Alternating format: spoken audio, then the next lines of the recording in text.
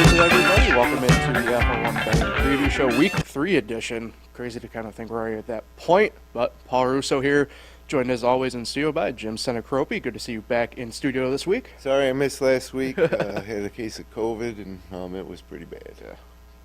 All good, though. You're back. You're close to 100%, right? Yeah, 98. There you go. And Kyle Evans. Kyle, good to see you as well this week. Yeah, week 3, I can't believe it. As you just said, it's crazy. We were just waiting for the opener between that Jets and Bills. It just seems like last week, and now here we are, week 3. Yeah. Season's almost over. I'm sure there may be some fan bases, maybe even some bettors, kind of hoping that that was the case. But alas, Like we the aren't even. Well, Bears. Jeez. Well, the Bears for a completely different reason at this point. But not good for some teams. But we'll get into some of that and all that and more in just a couple moments. But first, I'd like to thank our sponsor for today's show, Lincoln Hill Farms. Every Friday and Saturday night in October, that's coming up. Lincoln Hill Farms will feature a Halloween-themed walking trail, zombie hunt. Be on the lookout for their bewitched farm characters lurking around the grounds. Plus, enjoy Friday family fun nights with a discount on admission prices and a DJ spinning up spooktacular tunes. Saturday nights, they'll be showcasing some frightfully good music with live local bands. There will be a little something for everybody at Halloween Fest at the farm. You can get more information and tickets online at lincolnhillfarms.com. So, guys, week 2, kind of like I mentioned a little bit last week, week 1, you start developing that notebook, and now week 2, it's a little bit better, a little bit thicker, a little bit more knowledge of what's going on. It's kind of, we're at the point what I call, once you get to week 3 and through week 3, you kind of understand a little bit probably of what you thought might be a fluke might actually be a pattern of sorts kind of coming up here. And, we kind of talked a little bit off air on it, Jim, but you mentioned, right, first couple of weeks usually are just kind of the toughest to kind of gauge and get a good grip of what's going on. But I think, we're kind of hitting that turn where, like I said, kind of once you build that notebook a little bit, you can start seeing the patterns and everything kind of once we really get through this week. Yeah, this, especially in college football, there's so much turnover in so many teams that it does take a couple weeks to kind of see what you have to work with here. But in the NFL, you think that you have it all figured out going into the preseason, and then, you got teams like the Bengals 0-2 again, like they were last year, and you have that whole stat about, teams that are 0-2 have a low percentage of making the playoffs, and teams that are 0-3, I think one team out of the last 100 teams to start 0-3 made the playoffs. So, if you're 0-3, you're basically out of the playoffs in week 3. Yeah. Get yourself behind the 8 ball sooner. It's always hard to kind of make that uphill climb to try and get to the postseason. Kyle, for you, week 2, what kind of stood out for you, kind of looking at kind of the landscape and how things ended up really shaking out? In general or personally? Both. Okay. Well, for me, the Eagles were up double digits the entire fourth quarter until a minute to go, and the Vikings wanted to score late, so that ruined my one pick. Mm-hmm. And then we fast forward over to the 4 o'clock hour where your team, the Commanders, fell behind big. Left hand up. And I had the Broncos to win. What was it? Plus? You were minus 3.5. Yeah. So then that took a turn. The Commanders decided to rally and hold on in the end. Yeah. It looked like a good week, and then things just changed late. Yeah, let's take a look at those picks from last week. And Jim, unfortunately, I did ride with you after the fact, not for our picks here, but Eastern Michigan just couldn't quite cover UMass to the point. They won the game and lost the bet. Yeah, to the point that I hope I'm not spoiling anything for anybody here potential, but UMass is a favorite this week. Yeah, against New Mexico coming down. I think I'm off the bandwagon. I don't blame you there. But other than that, pretty spot on there with Vegas and Buffalo. And then Miami, New England, I liked that as well for you, and just neither team, to me, they were like spinning the tires pretty much, especially that second half. Yeah, it never really turned into a shootout. Jalen Waddle's still looking for a touchdown. Blocked field goal in that one. I know it's only 3 points. But well, that was the play of the week. Yep. Yeah, where they timed it. Yep. I mean, that was some. Can't wait to see people mess. Oh, and then another missed field goal by Jason Sanders. So there's 6 possible points off the board. Yeah, I can't wait to see people mess that up. Kyle, for you, you mentioned the Eagles won off the bat already and the Broncos, but Your win for the week was the Bills, at least, more than covering that 8.5 that you laid there. So, way to be spot on with that one, I'd say. Yeah, I mean, I can improve. Tough week again, but I'm confident this week. I really am. All right, there you go.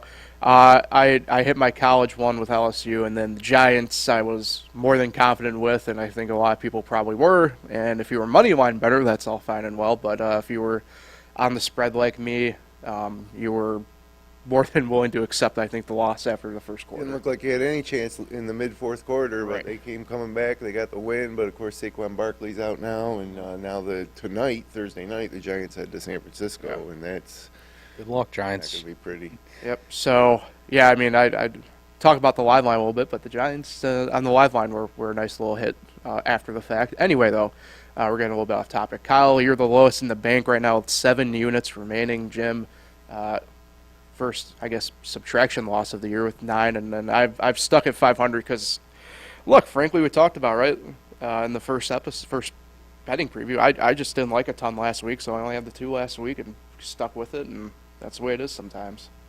So this week, the NFL lines are crazy. There's Yeah. a lot of huge lines, a lot of huge favorites. It's really tough, and I've in the past always liked to bet any game that has a team a double-digit underdog in the NFL, but I can't bring myself to do it this week. You know, the Giants are, 10.5 Yeah. point underdogs at San Francisco, but they've just looked so wildly inconsistent, and Saquon Barkley's out, and San Francisco's looked so good. So I've taken a little different approach this week as far as the NFL goes. Yeah, I'm kind of there with you. I know, Kyle, we talked a little bit off air about one game, so I'm going to table that one in particular. But it always makes it tough. And I kind of, I did always have that mantra of if it's a double-digit favorite in the NFL, I'd always put some sort of little action on the dog because, in theory, everything could just in the NFL, everything is just so close for the most part. Yeah, it's hard to. Yeah. You don't see many teams losing by more than 10 points. No, even when you got one of the worst teams against one of the best teams, it's tough. Right. Yeah, and this week I wasn't a fan of a lot in the NFL, and I mean I got a couple picks from there, but like it's one of those things where, like you kind of said, Jim, you kind of had to like sift through it a little bit and try and if you're going to go that route, kind of really try and find something that really I think kind of stuck out and you think is going to kind of just ride for the week. It's not a great. Look, I know we talk betting on here, but to me, it's not a great visual week either of football. I don't think ahead. I mean, I could be wrong, obviously, but there are just some matchups where it's just like, oof, like they're really about to show this one on national TV, aren't they? Yeah, I partly look for games that stand out, but generally, if a game stands out, then it's a trap. But Yeah. so I kind of look at where there's opportunity to make. I don't want to say it's easy money, but just a different path than a straight bet, and that's what I've done this week. So I don't know, you want me to start out with my picks? Yeah, sure, if you want. So we'll start with the NFL. As I mentioned, there's all these favorites, and so I decided to do 2 money line parlays. I've got the 49ers, the Dolphins, and the Ravens to win on the money line, parlayed together at plus 106. So it's better than even money. All 3 are heavily favored. I'm a little nervous. The Dolphins are playing Denver in Miami. We know the Niners are playing the Giants at home, and then the Ravens are playing Indy, Yep. Colts at Baltimore. Yep. The Ravens one makes me a little nervous. I almost wanted to bet Indy with the points, but yeah. So if all 3 of those teams win on a $10 bet, I win 21. And then I did a second money line parlay, same thing. Got the Jaguars, the Seahawks, and the Cowboys. And that, if all 3 win, that's a parlay at plus 108. So same thing, a little better than even money. And I feel a little more comfortable going that route this week than trying to pick individual winners. Although I do like the Eagles -5 at Tampa. You got Right. the defending Super Bowl champs taking on, Baker Mayfield. So, but 5 points, like I said, any games, 5 points is a big spread. The Eagles will find a way to win that game, and I think they will win by more than 5. But last week. Yeah, yeah, you never know. So that's not. I'm going with those two money line parlays for my picks, and then on the college side, I like Auburn plus 7.5 over Texas A&M. I like Miami minus 23.5 at Temple, although Temple is no slouch, but Miami's looked really good. I like Alabama minus 7 versus Ole Miss, but the game I'm going with for my official pick is Ohio State and Notre Dame under 55.5. Oh, I like that. They Yeah. both have great defenses. Last year they played in Columbus, and it was 21-10. Ohio State won, so that was 31 points there. 55.5. That you're going to have to score 7 touchdowns in that game to go over. So I'm going under on that one. I don't always love betting the marquee college game of the week because there's so much attention on it. But that's what I'm going with. So I got those two money line parlays, and I got that under on the Ohio State Notre Dame game. Those are my 3 picks this week. And I'm not to do the full-fledged X's and O's here, but I'm not a fan of Ohio State's offense this year at all. Anyway, I really do like that pick right there. And 2 great defenses so far, Right.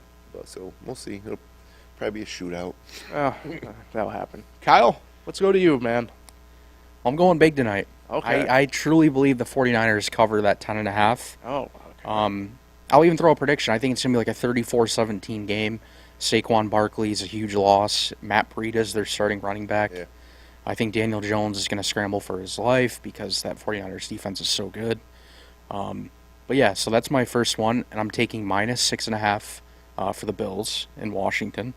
As we said on Bills Weekly, we think it's going to be a double-digit win, so that was easy.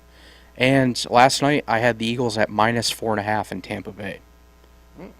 So You got a minus 4.5. Yep. Okay. So I think the Eagles will, like he said, they should win by at least 5. I would hope. And you put that together in a parlay, it's plus 602, $10, win 70. Yeah. But you're betting them straight up for the purposes of this show, right? Yep. Yeah. There you go. I like that as well. I don't know the Bills one. I don't know if I'm having buyers. I don't know if I'm having buyer's remorse after the fact, but I think it's just my homerism on the Commanders more than anything. It's gonna be close, man. To be fair, I'm not going anywhere near that game.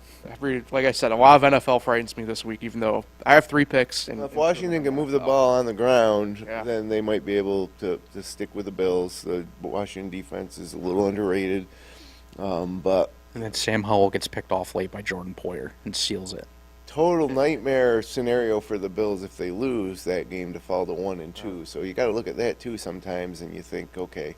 So same thing with the Bengals this week. Are the Bengals going to really be 0-3?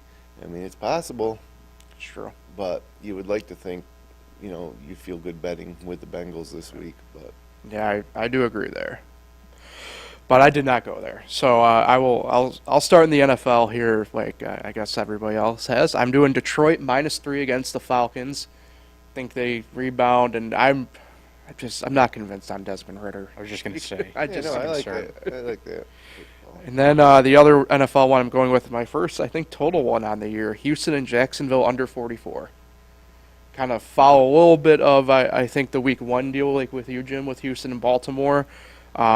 And Jacksonville's offense, I think they'll put up points on Houston's defense, obviously, but I'm a little bit weary after seeing them against Kansas City last week. So, and I think we all know that Houston's not probably going to throw up a ton of points either. Although maybe the best performing rookie quarterback might be C.J. Stroud. He's been Yeah. putting up some good numbers, I mean, it's either, passing yards. oh well, in that sense, yeah. About to say it's got to He be had either. 384 that one game. Yeah, I was gonna say it's got to be either him or Richardson, depending upon which way you kind of look at it. But yeah, my other pick for this week in the college game, we got my first Maction pick of the year here. Ohio minus 13 at Bowling Green. Ohio is a wagon. People need I think Ohio and Toledo is going to be really awesome to kind of see as the MAC progresses this year, because I think both have a legitimate shot to threaten. I think everybody's perceived or group of 5 pick in Tulane to make a New Year's 6 game. Mm-hmm.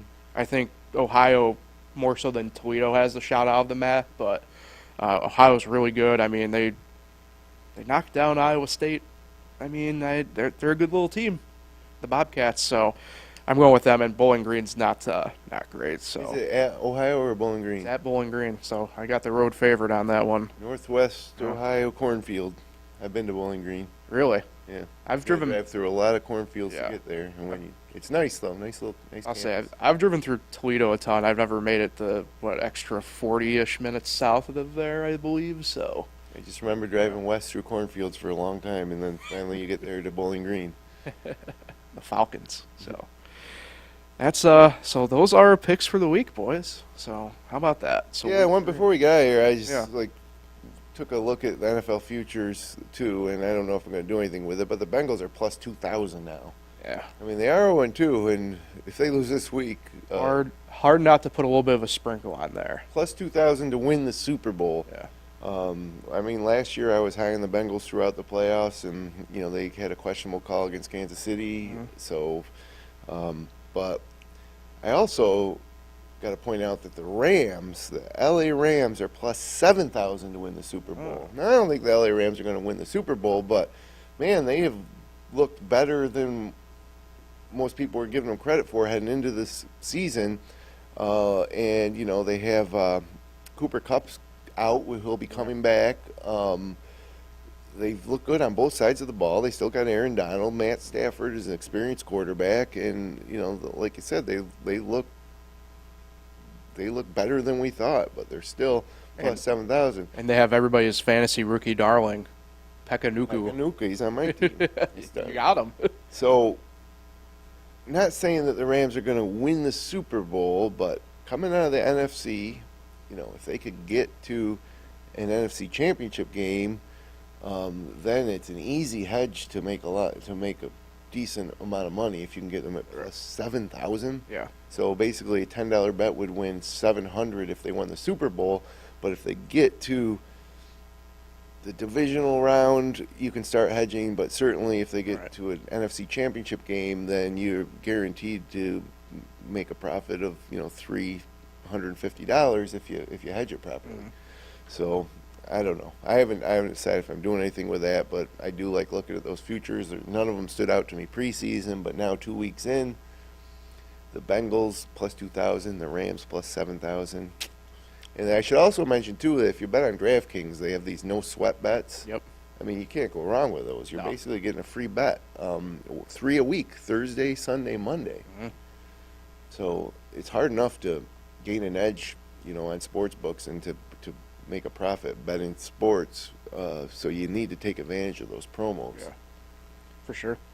By the way, I didn't mention it fully there in your picks, but yeah, Auburn plus 7.5. I really do love, if nothing more than because my college football sicko mind would love for that game to be the catalyst that Jimbo Fisher gets bought out by oil money at Texas A&M. Well, I mean, one way to look at it is, okay, that's an SEC game. What if I told you that Auburn was going to go in and pull the upset? Would you be that shocked, No. straight up? But now they're getting 7.5 points. So yeah, and the same thing with Alabama.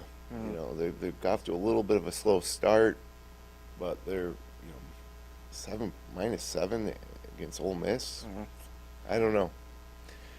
They're just ones. I don't know if I'll go with any of those, but in a long, full slate of college football, those kind of popped out Yeah. to me a little bit, as did Miami, who looked really good last week.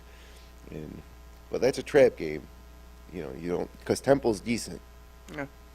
And Miami's on the road in Temple. Yeah, that's a rarity for them. Battle of Al Golden going We're on. not allowed to bet Syracuse No. in New York State here. They play Army. Yeah, yeah. I did make them as one of my picks last week in my college football roundup that I did. So, but that's a little bit of a different deal going on there. But yeah, how about them Orange?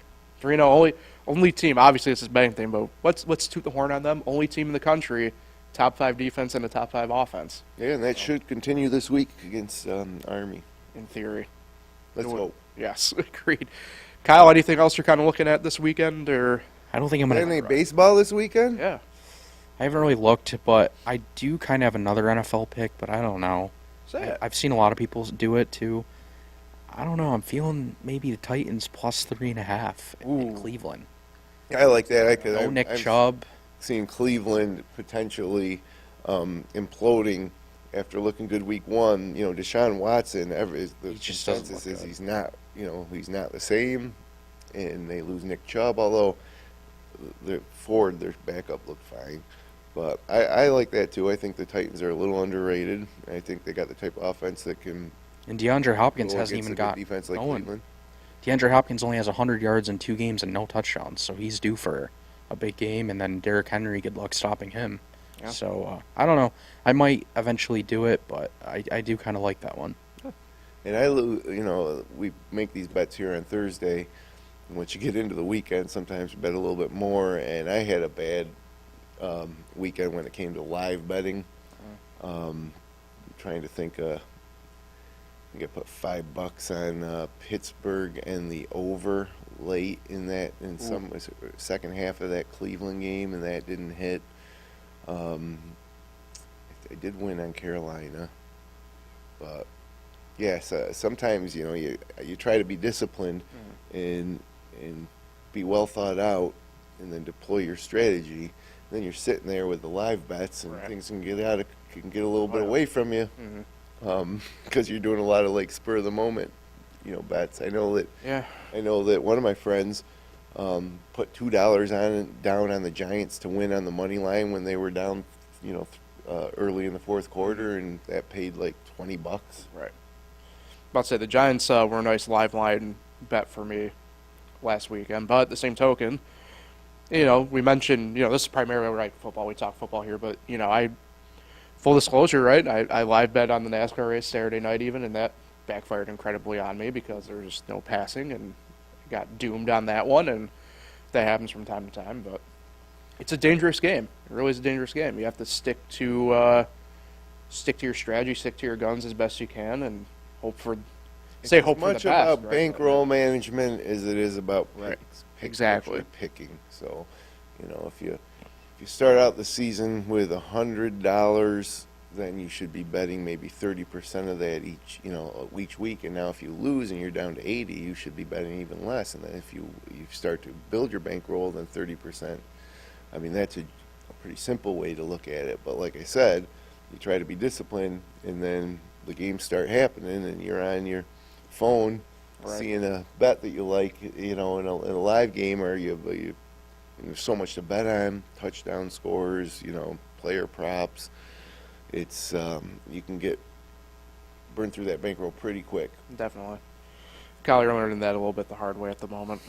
At least with our picks. I think we're gonna all have good weeks this week, Yeah. as far as our podcast picks go. Yeah, I like us all this week. So, agreed. So, guys, good luck this weekend as always. Hopefully, everybody hits some cash here, and Yep. I get to come back and have that graphic not be all in the red. And enjoy the great weather. Yes, absolutely. So, appreciate everybody for tuning in. Like, share, and subscribe. We'll be back next Thursday for week 4. Kind of crazy. I think we'll be a de facto month in at that point. But until then, hopefully everybody goes to the window, cashes out. We'll talk with everybody then.